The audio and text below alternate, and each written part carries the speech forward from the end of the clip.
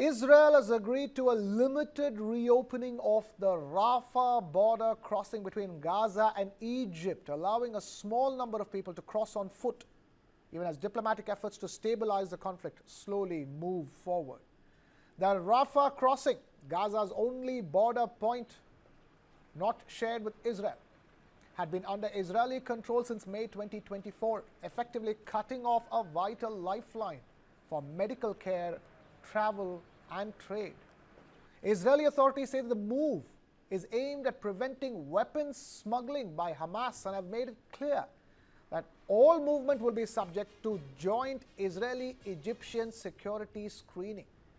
For now, only a limited number of Gaza's tens of thousands of ill and wounded Palestinians will be allowed to leave every day as pressure grows to ease the humanitarian crisis in the territory.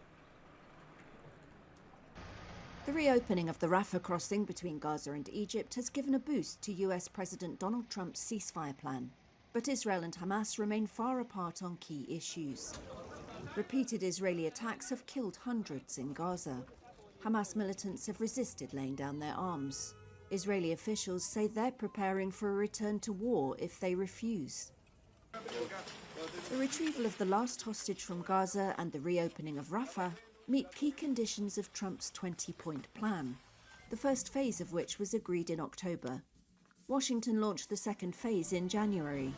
It calls for Hamas to disarm and for Israel to pull out its troops. Hamas recently agreed to discuss disarmament with other Palestinian factions and with mediators, sources said. But two Hamas officials told Reuters they'd received no concrete disarmament proposal. Israeli forces, meanwhile, still control more than 53% of Gaza and have moved their yellow line deeper into shattered areas, demolishing buildings and ordering residents out. Washington established a committee of Palestinian technocrats to run Gaza, to be overseen by a board of peace of foreign dignitaries led by Trump. But many Western governments have been reluctant to take part. The plan also envisages an international stabilisation force intended to ensure security and peace inside Gaza. But its composition, role and mandate are all up in the air. I know it's a little risky to be investing in a place like this, but Trump's son-in-law Jared Kushner has laid out plans for a gleaming new Gaza of residential towers, data centres and industrial zones. But funding and oversight haven't been hammered out. And after a war that displaced nearly all Gazans, the plan doesn't address property rights or compensation for Palestinians who lost their homes, businesses and livelihoods.